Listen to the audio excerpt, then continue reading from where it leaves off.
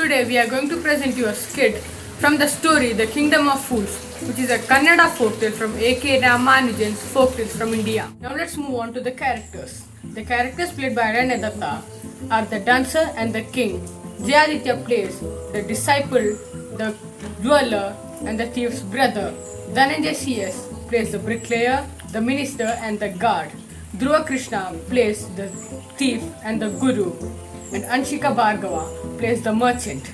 And the narrator of the story is also ANSHIKA BHARGAVA. Far away, there lived an extremely foolish king with his equally foolish ministers. The people are complaining that the food is very expensive and only the rich can afford it. Oh dear, what do you suggest? I think we should make all food available just for one duttu. Splendid idea! Yes, let's make that law. And what do you suggest? Majesty, I would like to say that you're even greater than all other kings. Tell me something that I don't know. I was thinking that you shouldn't rule the way all other kings do. So why don't we change night into day and day into night? Splendid idea! And soon the law was made, and everyone was most upset, for if they did not obey the king, he would punish them severely. So, businesses were open during the night, and people soon got used to the new lifestyle. Everyone, even the animals, slept during the day. One afternoon, a saint came with his disciple to the kingdom. They was very shocked to see no one out. Strange. It is broad daylight and there isn't anyone on the streets. What do you think would be wrong? I don't know, Master, but I could really use some breakfast right now. Think about something other than food. Will you? They wandered around until it finally started to get dark, and then they were extremely surprised to see the people finally coming out of their houses. Were they sleeping all day? What a strange kingdom. He watched as the people went about their work in a normal way. Oh look, the food stalls are open, Master. May I go? Oh, just go already. The saint was more interested in the way the kingdom was running. Tell me, kind woman, why this kingdom run at night and sleep by day, huh? What can I say? We have a foolish king who makes foolish laws. Then the saint thought hard about the woman and said, Master, look, I bought cakes, bananas and sandwiches and they only costed me a single coin. Another one of the foolish king's laws, I guess. "Must leave. Our only harm will come our way." The saint tried hard to reason with his disciple, who only wanted to stay for the cheap food. Okay, stay if you wish, but I am going. Disciples stayed in a kingdom and soon got used to the ways. He ate as much food as he could and became very fat. One day, a thief went into a house to steal, but as he was escaping, the wall of the house fell on him and he died. The brother of the thief went to the king. Your Highness, while my brother was pursuing his ancient trail, a wall fell on him and he was killed. This merchant is to blame. It was summoned and he came to the palace very surprised. This man says that it was your wall that has fallen and killed his brother. Is it true? Yes, my lord. He broke and the wall was weak. It fell on him. Either ways, you will be punished as the wall belongs to you. It's really the fault of the man who built the house. It is not me. He is now a very old man. I know him. He is the bricklayer. You should punish him. King thought about it and he decided that the merchant was right. He called for the bricklayer, who was now a very old man. Was it you who built this wall? If yes, you're responsible for killing this innocent man. I built that wall so many years ago. What was that? Will I remember why I didn't build that wall properly? There was this dancer who walked up and down near me, and the bells on her feet jingled. And and my mind was distracted. Oh, we have finally found the culprit. Bring this dancer to me right now. Our dancer, who was now a very old lady, trembled as she was brought in front of the king. You have been brought here to be punished for distracting this man with your anklets while he was building a wall. A wall? The wall has now fallen and a man died under it who was just doing his job. My king, I think you have the wrong person.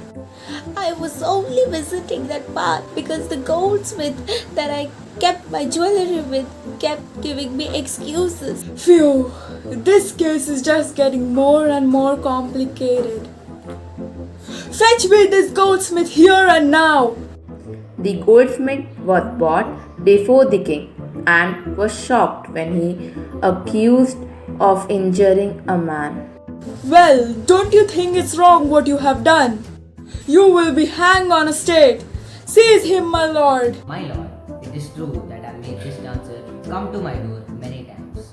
I gave her excuses because I couldn't finish the jewelry. The main reason for this is because the rich merchant had a wedding coming up in a couple of days. He bothered me until I finished his order first. The king asked whom the merchant was. The goldsmith pointed to the first merchant himself. No, my lord, it wasn't me. He was my father who has ordered this jewelry and he is dead now. I am innocent. It's true that your father is the true murderer, but he's dead.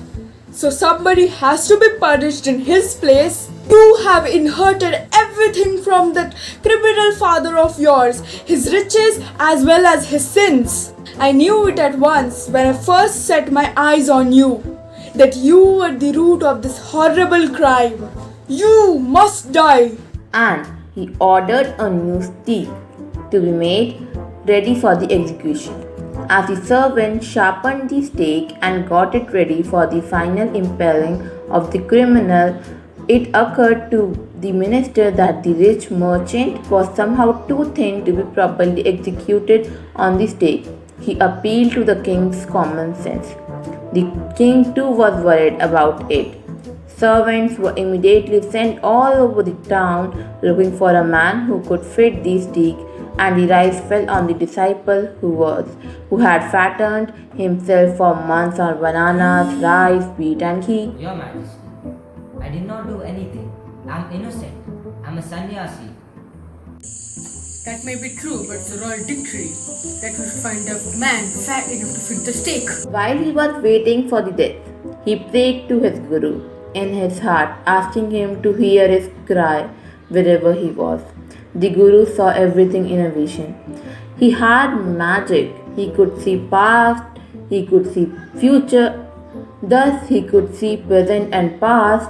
He arrived at once to save the disciple who had got himself into such a scrap through love of food at that moment. The saint suddenly appeared and whispered to the disciple, Kings, who do you think is greater, the guru or the disciple? Of course, the guru. No doubt. Why did you ask? Then put me to stake first, and put my disciple to death after me. When the disciple heard this, he understood and began to clamor now.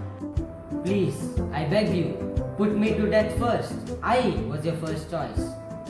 The guru and disciple now got into a fight about who should go first. The king was puzzled by their behavior. He asked the guru, Why do we need to die? We chose him as we needed a fat man for the stake. Two of us, we have been over the world, but never found a queen like this or a king like you. This stake, it is the stake of God of justice. It never had a criminal on it, so the first one and the second one will be the king and the minister of this kingdom in their next birth. The king was now thrown into deep thoughts. He did not want to lose the kingdom to someone else in the next round of life. He needed time. So he ordered the execution postponed to the next day and talked in secret with his ministry. It's not right for us to give our kingdoms to others in our next life. Let's go to the stake ourselves and we'll be reborn as a king and ministers again. Holy men do not tell lies. We'll send the criminals tonight. When the first man comes to you, you put him to death first. Then do the same with the second one. And those are my orders. Do not make any mistakes. Night, the king and the minister went secretly to the prison.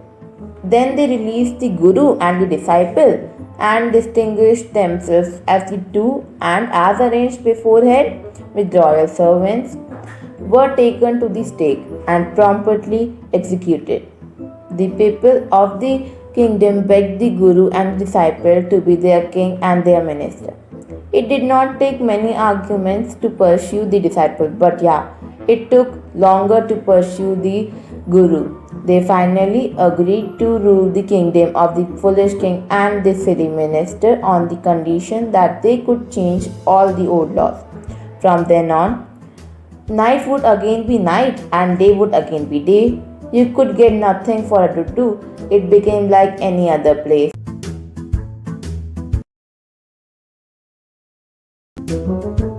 For distracting this man with your anklets while building the wall.